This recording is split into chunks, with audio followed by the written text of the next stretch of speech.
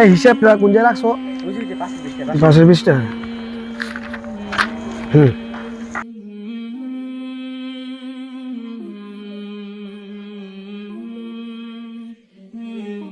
Chairman সাহেব, আমার ক্ষেত তো নিরানো শেষ। ওই দুইজনের কাজ আমি একাই করছি। আমার টাকাটা দিয়ে দেন, আমি জায়গা। এই এত বড় ক্ষেত তুমি একাই নিয়ে ফেলেছো? ওইসব কি বলে? কি বলে চেয়ারম্যান সাহেব? ওইখানে তো দুইজন লাগার কথা, একাই নিয়ে ফেলেছে। এই দুইজনের কাজ তুমি একাই করে ফেলেছো? যাক, ভালোই হয়েছে।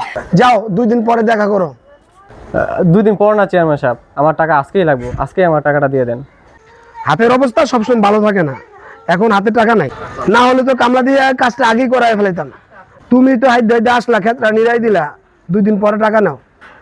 চেয়ারম্যান সাহেব জানেন, আজকের কাজটা না এখন আমি করতাম না। আমার ভাইটা না তরমুজ খাইতে চাইছে। আমার ভাইটা না রোজা রাখছে আজকে, তাই আমি দুইজনের কাজ আমি একাই করে দিয়েছি। চেয়ারম্যান সাহেব, আমার টাকাটা দিয়ে দেন।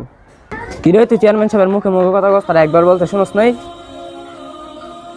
তুই তো এলাকা থাকতেই পারবি না। চেয়ারম্যান সাহেব তো অন্য কারো টাকা দেয় না, তোর তো বলছে দিব। তোতে এলাকা থাকার ইচ্ছা নাই গা, আর টাকাও নেওয়ার ইচ্ছা নাই গা।